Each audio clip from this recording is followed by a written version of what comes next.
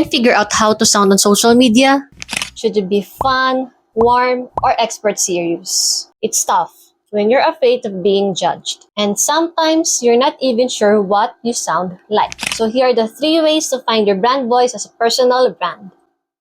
Number 1, ask a friend to describe you. What do they feel when you're around? How would they describe your personality? Their answers will give you an idea on how others perceive you. Number 2, know what part of you want to be remembered. Ask yourself, what part of my personality do I want to shine? And why do I want to show up that way? And finally, what do I feel inside when that personality comes out?